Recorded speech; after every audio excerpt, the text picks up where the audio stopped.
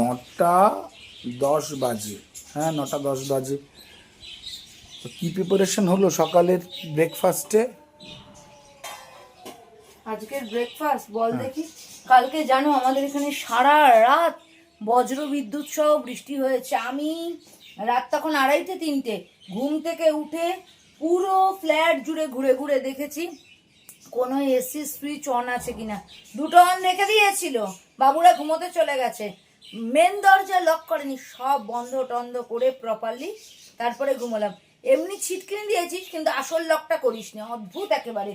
তো আজকে ঘুম থেকে উঠেছি, বিশ্বাস করো আমি অনেক দেরিতে। 6টায় উঠেছি, আবার শুয়ে পড়েছি।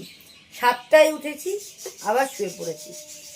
8টার সময় বুঝেছি আর যদি ঘুমোই তাহলে সর্বোচ্চ লজ্জে পেতে একটু শর্টেজ হবে। ঘুম থেকে উঠে মেয়ে আজকে স্কুল যাবে না, প্রচণ্ড বৃষ্টি হয়েছে, এখনো বৃষ্টি খানিক ঝিরিঝিরি চলছে। এই যে নারকেলি প্যানকেক, এ দেখ, এটা কিন্তু বানানো নয় বাবা, কেনা। রেসিপি জানতে চাইয়া আমাকে লজ্জা দিও না। নারকেলিক প্যানকেক বানিয়েছি। 9টা বাজে, মেয়ে 8:30টায় জল খাওয়ার খায়। মেয়েও আজকে কিন্তু 1 ঘন্টা লেটে উঠেছে, জানো তো। মেয়ে 7টায় উঠেছে। মেয়ের বাপ একমাত্র একদম ঘড়ি, অন্য কাজ ঘড়ির কাঁটা ধরে করে না, ঘুম থেকে ওঠে ঘড়ির কাঁটা ধরে। অদ্ভুত ভদ্রলোক সত্যি। তো যাই হোক, এই যে চৌকো করে কেটে নিলাম। মেয়েকে 2 পিস দাঁড়া দিয়ে নি। আর এদিকে আয়, এদিকে আয়, এদিকে আয়। এ দেখ, দেখো, একটা ওখানে করছি আর একটা প্যানকেককে এখানে গরম করে নিচ্ছি। এগুলো তো ফ্রিজে থাকে। তো মাইক্রো ওভেনে বসাতে গেলাম, জানো।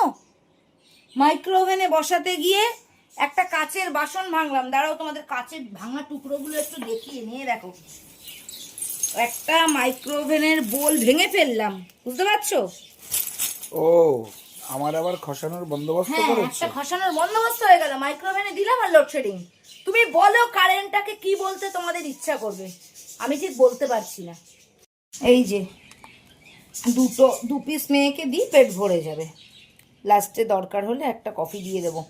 কিন্তু সত্যি বলতে তোমরা ভাবতেই পারো ডায়েট করছে, আবার ঢঙের খাওয়া। ডায়েট ফেলের দিনের আজকেই শেষ দিন। কালকের থেকে ফুল ইসেতে আবার একটা সিটিং কমপ্লিট হলো, সেকেন্ড সিটিং শুরু করবো। যাই মেয়েকে টিফিনটা দেই।